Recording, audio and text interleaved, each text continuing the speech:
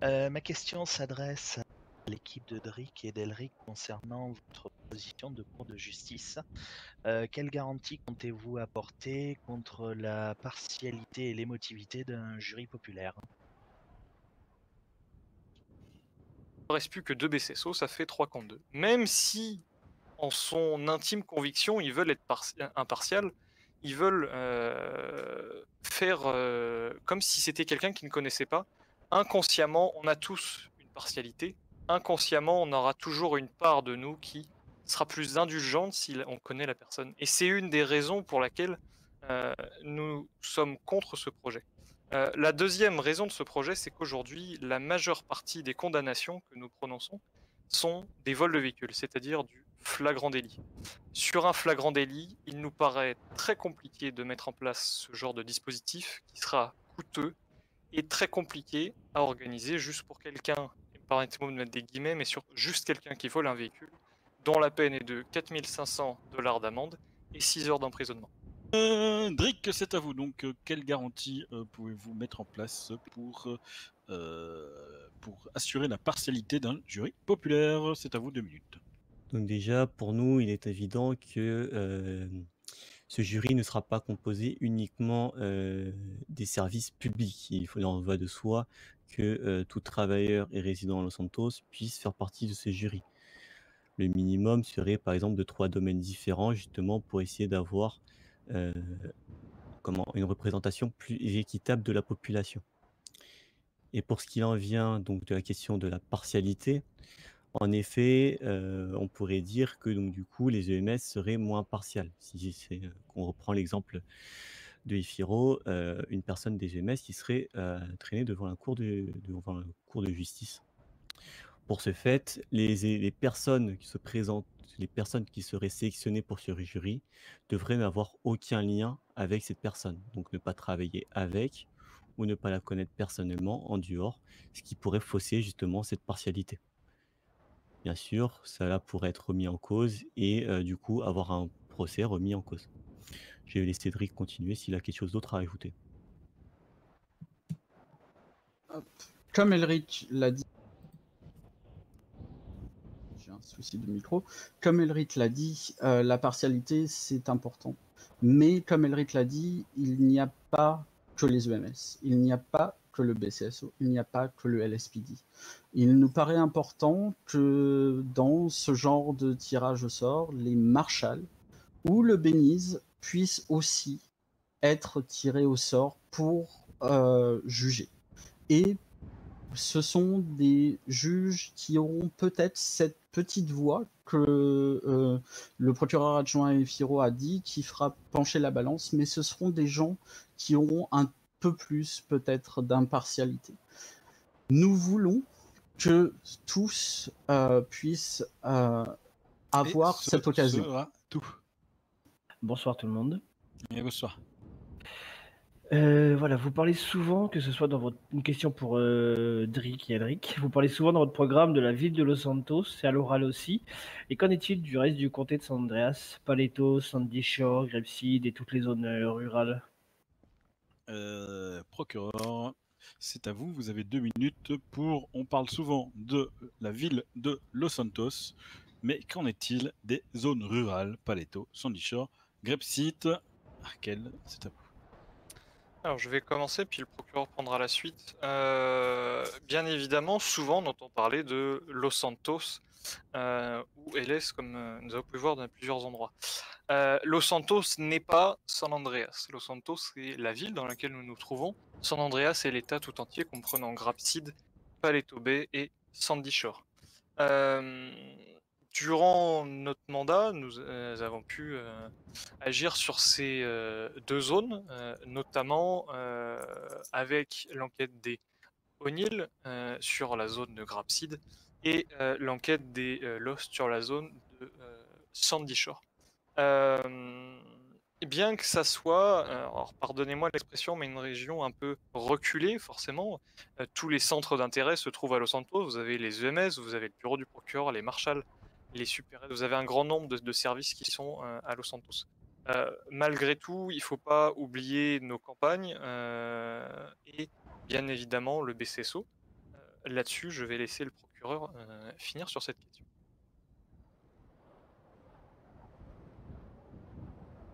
Ah oui, c'est mieux comme ça.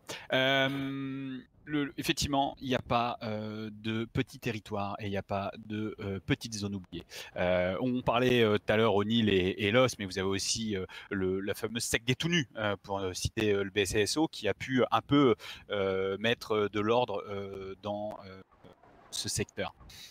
On n'oublie personne. Que vous soyez au nord, au sud, à l'est, à l'ouest, que vous soyez du BCSO, du SPD, des EMS, du Beniz, ou encore du Bureau des Marshals, vous n'êtes pas oublié, il n'y a pas de petites factions ou autres. Vous êtes tous partie intégrante de Los Santos et il n'y a pas question que l'on vous oublie. Et d'ailleurs, on fait toujours l'effort de notre côté depuis notre prise de poste de venir au BCSO. Tout. Donc, en ce qui concerne Los Santos, oui, nous citons Los Santos, mais c'est par tic de langage. Excusez-nous de cette erreur. En effet, nous aurions dû plutôt parler de San Andreas. En effet, nous ne comptons pas oublier donc les zones rurales ou loin de la ville de Los Santos. En effet, nous formons un comté, un État. Je vais y arriver. Et nous ne comptons pas oublier le reste. Voilà, tout le monde sera représenté et nous ne comptons pas oublier une partie de la population due à ce tic de langage que nous avons pris et qui est souvent employé comme raccourci pour parler de San Andreas. Je vais laisser continuer Drick s'il a quelque chose à ajouter. Oui, comme l'a dit Elric, c'est un tic de langage. Et le problème vient du fait que nous ne nous en cachons pas, nous venons du LSPD. Nous avons plus de connaissances de la ville en elle-même. Nous sommes en partenariat avec vos services. Bien à faire remarquer que le procureur a fini sa présentation en disant nous faisons tous partie de Los Santos. Nous faisons tous partie de San Andreas et nous tenons à nous excuser pour ce tic qui est venu aussi dans notre programme et qui est venu aussi à l'écrit, car c'est ce que nous représentons et ce que nous définissons par notre activité, mais pour nous, c'est le comté de San Andreas. Easy. Bonsoir à tous. Alors, j'ai entendu des points aborder le PPA et je voulais savoir quelles étaient les conditions requises et quel potentiel coût ça allait nous coûter. Merci. Ouais, alors là, vous avez bien écouté, vous? Permis de port Ah, là, c'est pas à vous. Non, mais je vous le répéter, c'est tout. Oui, donc. Non, mais moi j'ai écouté la question. Non, c'était à Guil que je posais la question. Parce que bon courage pour répondre à cette question. Donc, je répète la question. J'ai entendu parler du permis de port d'armes. Je voulais savoir quelles étaient les conditions et donc quel coût ça allait coûter. Arkel, c'est à vous. Bon courage. Alors, oui, effectivement, nous avons énoncé donc le PPA, le permis de port d'armes.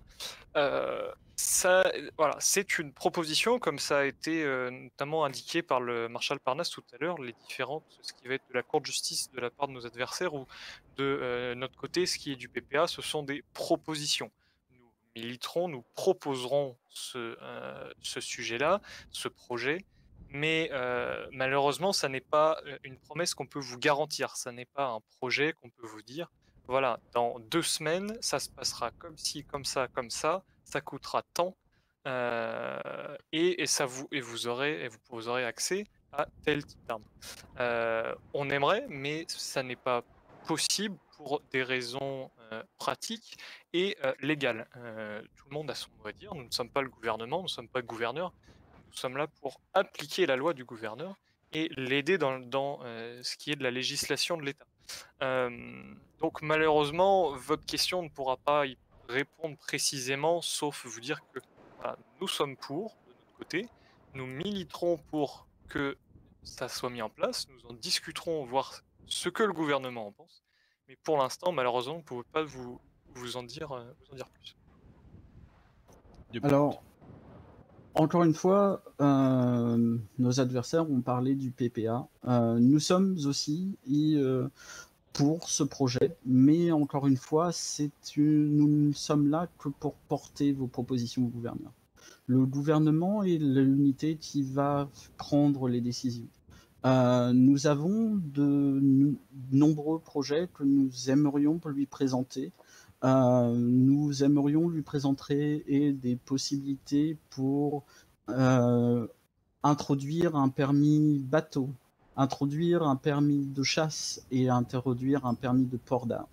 Mais encore une fois, ce ne sont que des propositions. Nous ne prenons en aucun cas les décisions. Nous ne faisons que amener ces idées auprès du gouverneur et nous ne nous représentons que comme vos porte-paroles si nous sommes élus.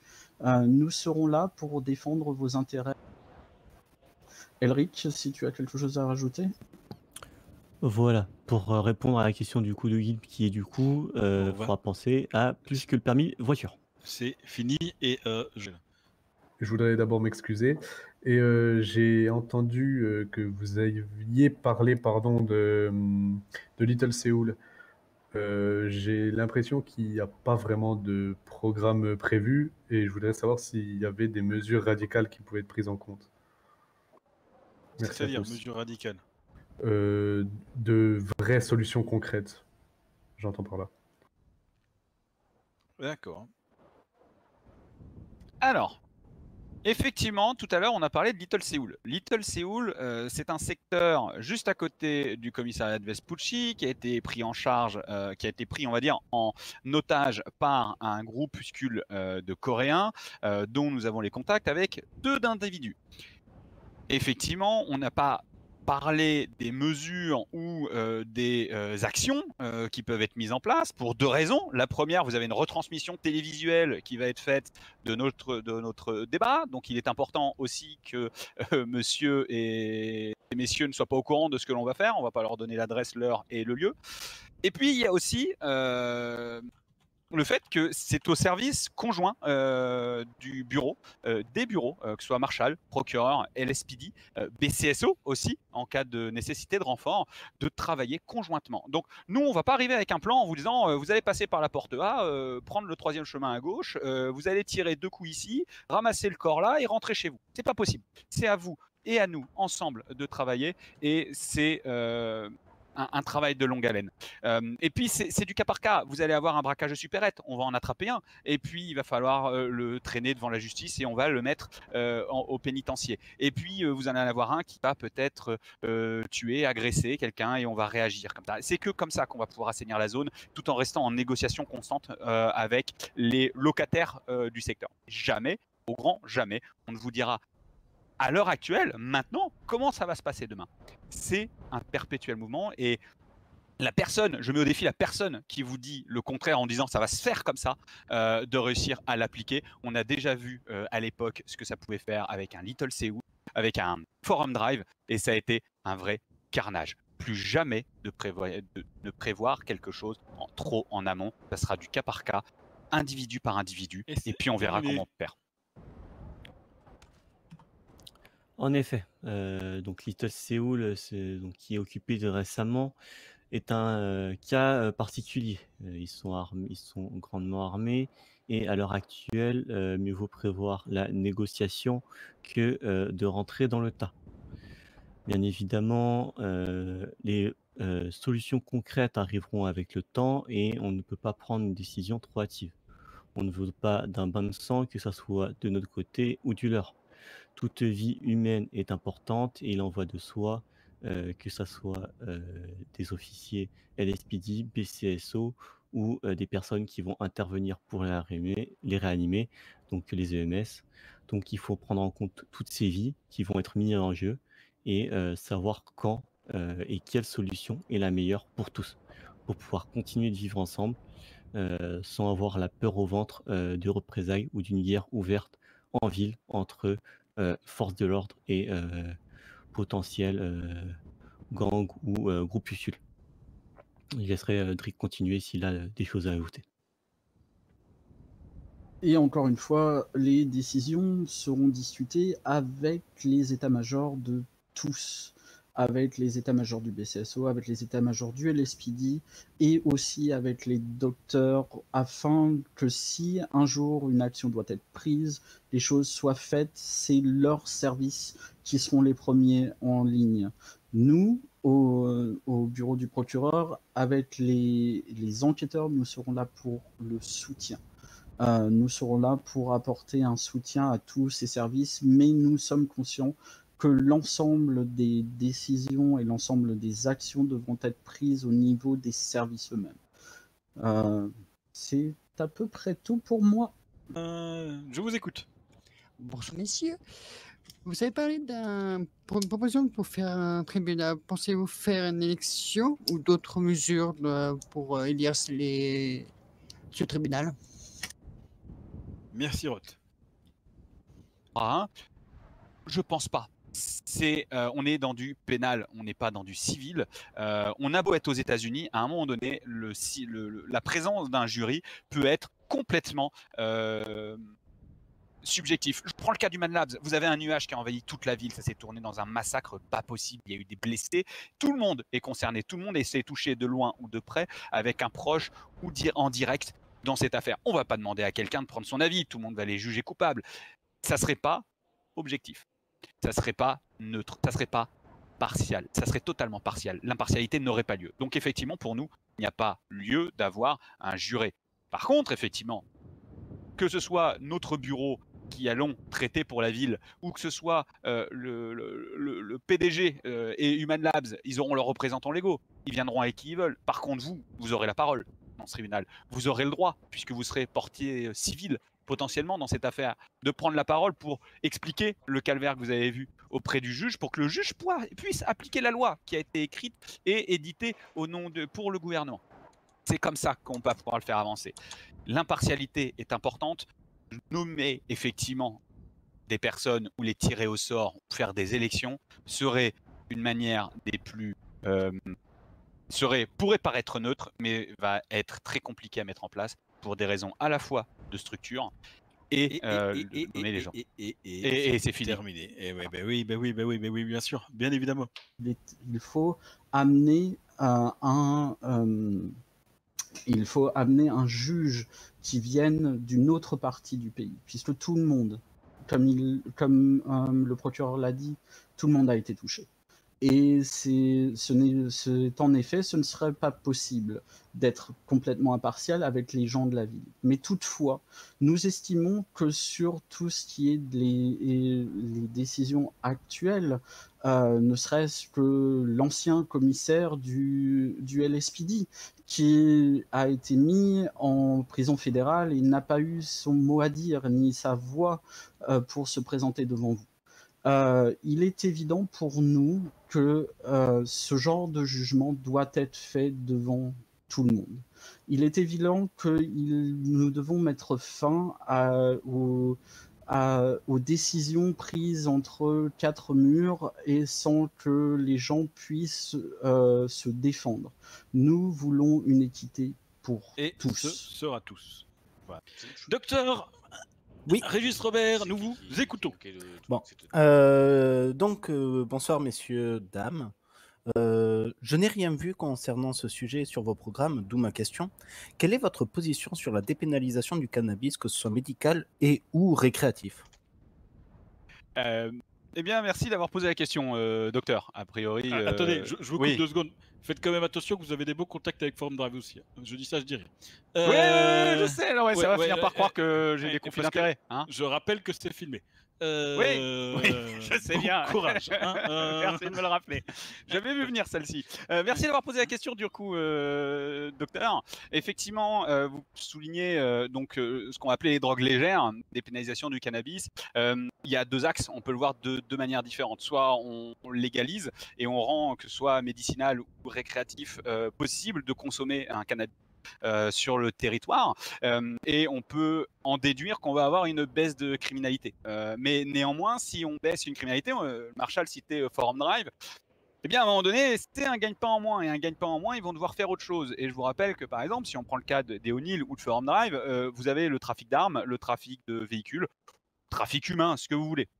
Donc, entre guillemets, vous avez la possibilité de dépénaliser, de laisser la possibilité de consommation libre, régie et bien sûr légalité à travers toute une série de codes de loi, mais derrière, ça voudrait dire qu'on va devoir forcer nos criminels, connus ou connus, reconnus ou inconnus même, à changer leur méthode, à durcir leur trafic, prendre des drogues dures, etc. C'est une possibilité que l'on peut étudier et que l'on peut évoquer. À la limite, la partie médicinale, c'est vraiment quelque chose avec lequel on peut travailler sur les EMS, effectivement. La partie dépénalisation au niveau civil est beaucoup trop compliquée à l'heure actuelle. Je prends l'exemple de Forum Drive et de O'Neill. Les O'Neill produisent pour Forum Drive, entre autres. Il n'est pas question de dépénaliser, ça fait 2 groupuscules qui sont, à l'heure actuelle, dangereux, qui pourraient reprendre des activités pour se recycler. Et je vous raconte pas la guerre des gangs qu'il pourrait y avoir derrière, que ce soit pour du territoire ou que ce soit pour de l'armement. Donc pour nous, effectivement, le médicinal, pourquoi pas? On pourra en discuter et en travailler ensemble lors du prochain mandat et y réfléchir ensemble. La partie civile, la partie consommation, je pense que c'est très loin d'arriver. Ce sera tout. Drick, c'est à vous. Comme mon collègue l'a dit, c'est un sujet vaste et compliqué. Il est évident que nous ne voulons pas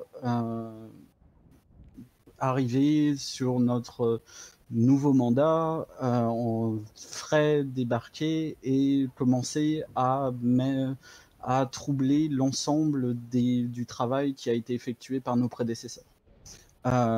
Comme le procureur Arkel l'a dit, la consommation pour des fins médicales devra être discutée avec vous.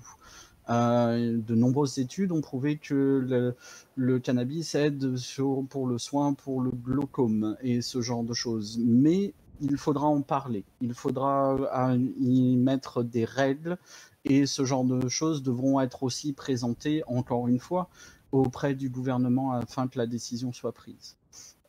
Pour la consommation récréative, le sujet est beaucoup plus compliqué. Il est beaucoup plus long, il doit être étudié. Nos collègues nous l'ont dit, ils ont des contacts avec différentes organisations criminelles qui produisent du cannabis. C'est un sujet vaste et compliqué.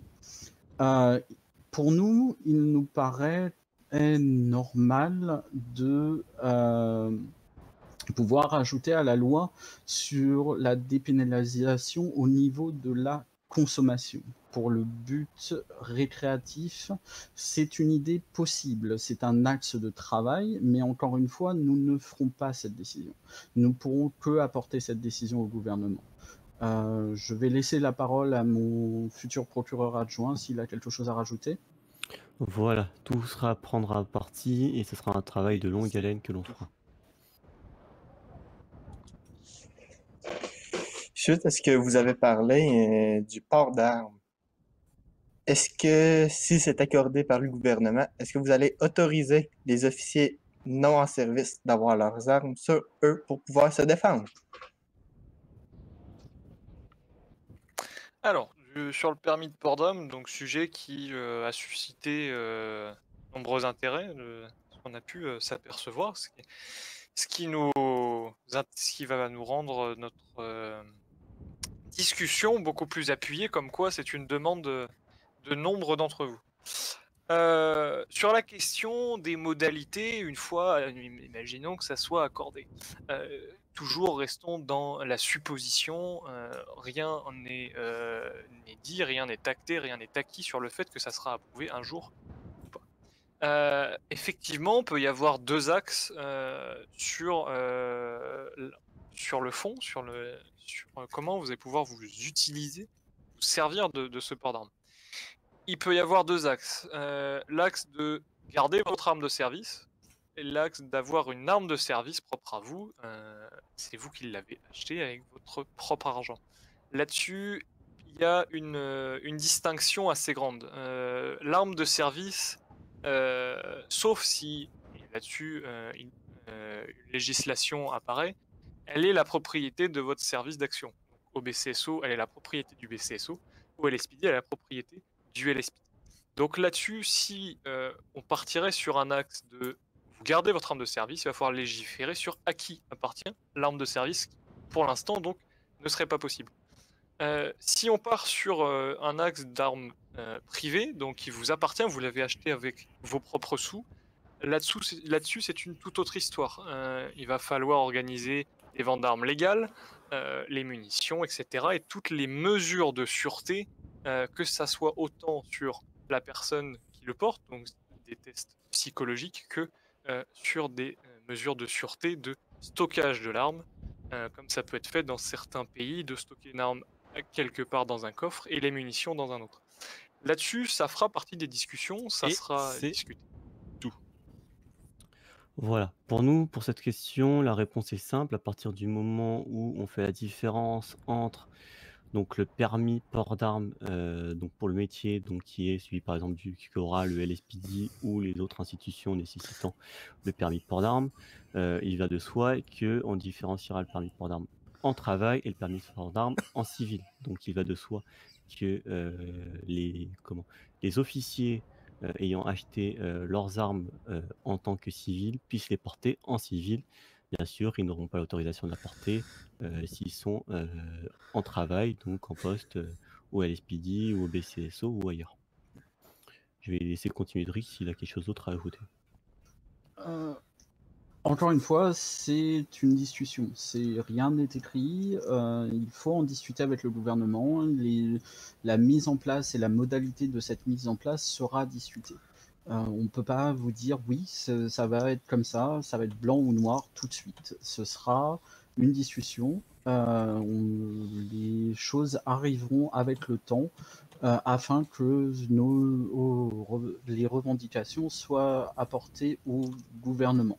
Et il est évident, comme l'a dit le procureur adjoint Yefiro, que ce soir vous avez montré votre intérêt pour cela. Et nous comptons porter cela en votre nom auprès du gouvernement. Voilà. Bonsoir monsieur. Donc tout d'abord, vous avez parlé de la communication, on va dire externe avec le BCSO, le SPD, le BENIS, les EMS, etc. Mais que pensez-vous faire pour la communication interne au LSAS pour l'améliorer? Car personnellement, c'est sale. Je trouve pas ça normal qu'un marshal s'intéresse plus à une enquête que vous, monsieur le procureur. C'est tout pour moi. C'est à vous, Arkel. Vous avez 2 minutes. Excusez-moi, je me remets, hein, messieurs, dames, juste 2 secondes. Purement humain.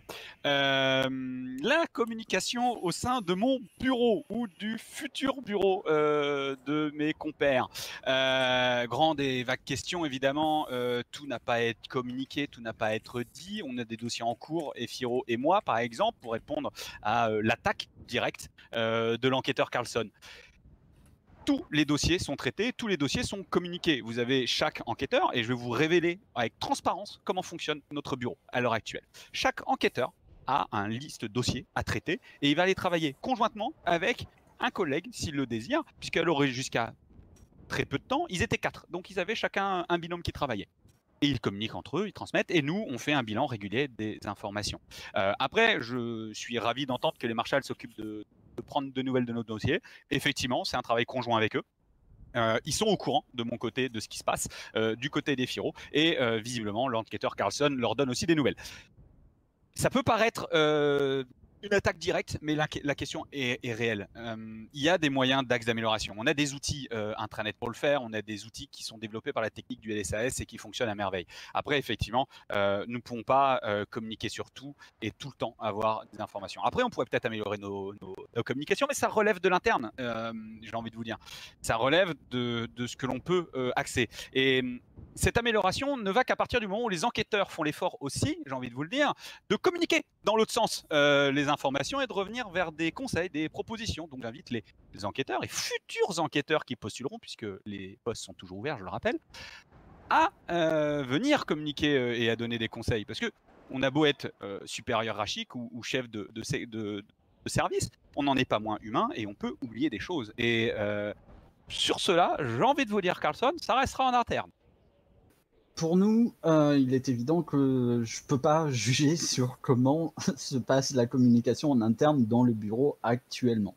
Mais toutefois, ce que je vois moi pour mon futur bureau et pour le futur bureau du procureur, c'est un travail main dans la main.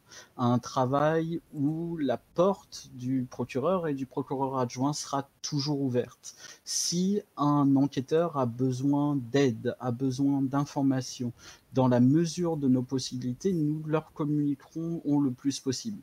Encore une fois, nous sommes humains et il est évident que des fois, nous pouvons rater une communication, mais elle doit être présente. Mon collègue a dit qu'il va l'améliorer. Nous avons vu qu'il a eu plusieurs mandats et si la communication est comme cela actuellement, où pourrons-nous voir une amélioration? Nous apportons quelque chose de nouveau, donc nous apportons un regard frais et peut-être apporterons-nous une différence sur la communication au sein même de ce service. Nous comptons aussi pour les futurs enquêteurs, si des gens veulent s'inscrire pour devenir enquêteurs auprès de nos bureaux, de leur permettre d'avoir des journées avec les enquêteurs afin de découvrir ce qu'est le travail avant de prendre la décision. Pas de simplement envoyer un document et se dire « Ah bah peut-être que ça m'intéresse ». Nous voulons que les gens puissent être sur le terrain et voir exactement ce qu'un enquêteur fait au jour le jour et comment le service fonctionne et comment la communication au sein du service fonctionne. Je vais laisser un dernier mot à mon procureur adjoint. Oui, tout à fait. Alors, sans parler du fait que donc, le procureur ne peut pas tout gérer, il est aussi de notre devoir de revenir donc, du coup vers les enquêteurs pour connaître l'avancement. Tout. Bonsoir à tous. D'abord, puisque vous parliez de négociation avant, et que, si j'ai bien compris, vous considérez comme négociateur, j'aimerais savoir qu'est-ce qu'un bon négociateur pour vous et ce qu'il y a de plus important dans ce rôle. Eh ben, on va tenter de ne pas s'engouffrer directement dedans.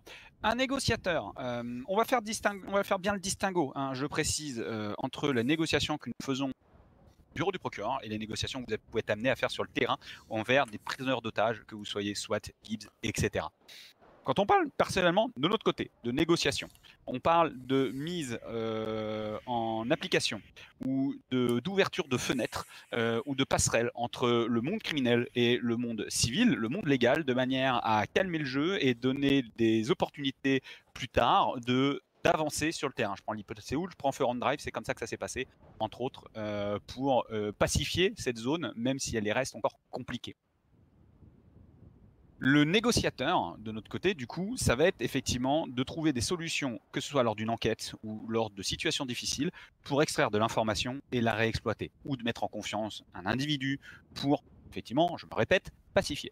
La partie négociateur que vous avez au Gibbs et principalement au SWAT, elle, pour moi, elle est importante. Elle est là pour, sur un instant T, dans une situation de crise, agir en bonne et due forme. Par contre, effectivement, et on pourrait le rajouter dans notre programme, on souhaite être derrière. Parce qu'effectivement, voir le Gibbs ou le SWAT négocier une voiture et $1 million pour laisser les otages, j'ai envie de vous dire, vous parlez au nom de la ville, il faut qu'on soit dedans. Mais néanmoins, on est là aussi pour vous appuyer. Nous sommes que des négociateurs légaux, de justice, et non des négociateurs de l'instant et de l'action. Je tiens à le préciser, et je laisse à Efiro s'il veut compléter. En effet, donc, la négociation, que ce soit sur le terrain, donc, va faire le LSPD ou le BCSO sur une prise d'otage ou sur un braquage de banque, n'est pas la même que le bureau du procureur va faire. Sur le LSPD ou le BCSO, c'est de courte durée. On va essayer d'aller au plus rapide ou de faire durer en fonction des personnes que nous avons en face. Au niveau du LSS, on prend des risques pour toute la ville. Il faut que chaque décision soit réfléchie. Et il faut ça va prendre plus de temps, forcément, pour ne pas faire d'erreur ou en tout cas essayer d'en faire le moins possible. Bien sûr, ça veut dire qu'il faut communiquer suffisamment avec les individus et entre nous pour prendre les bonnes décisions. il faut aussi avoir un rôle particulier et une relation particulière avec l'individu pour le mettre en confiance et le garder dans ses contacts afin de pouvoir aboutir à une négociation qui se passe au mieux durant ce temps. Ça se compte pas en heures ou en jours, ça va se compter plutôt en semaines en fonction des cas. Le plus vite, c'est le mieux, mais pas forcément. On essaiera de faire dans le temps imparti et avec les moyens qui nous seront accordés. Je vais laisser Cédric ajouter s'il y a des choses à ajouter. Peu de choses à rajouter, comme mon procureur adjoint l'a dit, c'est créer une relation privilégiée avec les individus. Et pour nous, c'est le rôle du bureau du procureur d'arriver à créer cette relation particulière, puisque nous ne sommes pas à des forces de police à proprement parler, nous sommes là pour pacifier, pour reprendre les mots de mon collègue, pour pacifier les relations avec ces personnes. Et voilà, ce sera tout pour moi. Très rapidement, je vais revenir sur le sujet de la communication. Récemment, les EMS ont fait le reproche d'être laissés de côté dans les discussions, réunions ou annonces faites et d'autres. Que pensez-vous de cette critique qui a été faite notamment au LSPD et quelle réponse pensez-vous y apporter, notamment comment imaginez-vous une intégration des EMS dans les différentes discussions? Alors, préalablement, je fais vite une petite réponse à cette question. Néanmoins, je me permets de rappeler à tous que les EMS n'ont aucun contrat légal avec les forces de l'ordre et que donc, à partir de là, malheureusement pour eux, ils peuvent à tout prix, ils peuvent faire ce qu'ils veulent. Ils n'ont pas fait de comment on appelle ça, Mike? Enfin, vous avez compris l'idée. De serment. De serment. Voilà, merci. Excusez-moi, je ne retrouvais plus sur le mot. Donc à partir de là, c'est probablement pour ça que, en tout cas nous, les marshals, nous ne les invitons pas aux discussions sur les interventions. Néanmoins, au vu de la question, il est important d'y répondre. Procureur, je vous laisse 1 minute pour y répondre. Donc la question est, que comptez-vous faire pour améliorer la communication avec les EMS au niveau des interventions? Alors, déjà, merci d'avoir répondu à ma place, Marshall, parce qu'on a à peu près la même idée. Mais du coup, je vais la reformuler avec mes mots. Il y a une phase et il y a une possibilité d'amélioration. Je sais effectivement, et je l'ai entendu, puisque nous travaillons en face, que les EMS ne sont pas forcément mis dans la boucle lorsqu'il y a des choses qui sont faites, et nous l'avons pu le voir par le passé avec Léonil, peut-être mis un peu trop dans la boucle. Néanmoins, les EMS, que vous soyez EMS, bénis, et même les bénis, parce qu'on pourrait mettre les bénis dans le lot, sont des services publics et non des services assermentés aux yeux de la loi. Vous avez fait un serment d'Hippocrate et vous n'avez pas fait le serment de protéger la veuve et l'orphelin. Vous avez fait le serment de les soigner. Lorsqu'une intervention peut être mise en place, effectivement, on se doit de vous prévenir, on se doit de vous communiquer l'information. On va vous demander potentiellement de mettre peut-être 1 ou 2 docteurs, des infirmiers et des ambulanciers à disposition, peut-être à se tenir prêt néanmoins. Mais on ne veut pas vous mettre dans cette boucle, déjà parce que vous êtes détenteur de que ce soit sur une intervention, de pouvoir informer leurs équipes que peut-être ils devront avoir plus de gens en service. Une autre chose qui devrait et qui nous paraît important, c'est qu'un changement une annonce gouvernementale puisse être communiqué aussi avec eux et qu'un responsable des EMS puisse être présent, comme il a été le cas pour la nomination du nouveau commissaire du LSPD. Ils n'ont pas été informés, ils l'ont appris par les services de police. Et je pense que c'est important de pouvoir communiquer et avec tout le monde. Les procureurs étaient là, le BCSO était là, les EMS, il nous paraît important qu'ils soient là aussi. Eh bien, messieurs, dames, je vous remercie pour ce débat. Il y a eu donc beaucoup de questions et surtout beaucoup de réponses. Ce débat a presque duré 2 heures. Félicitations à tous et merci à tous d'avoir participé. Vous retrouverez donc la version vidéo sur les annonces gouvernementales dans les jours qui suivent. Et puis, bonne soirée à tous, portez-vous bien et que la campagne continue. Je vous rappelle que le vote commencera ce lundi à 14 h et se finira mardi. Donc le mardi, attendez, parce que là j'ai un trou de mémoire bien sûr, bien évidemment. mardi 24 et que donc nous nous réunirons. Bonne question, je ne sais pas exactement où, mais peut-être ici, vu qu'il fait froid dehors, pour la fin pour le résultat des élections. Bonne soirée à tous, portez-vous bien et à la prochaine.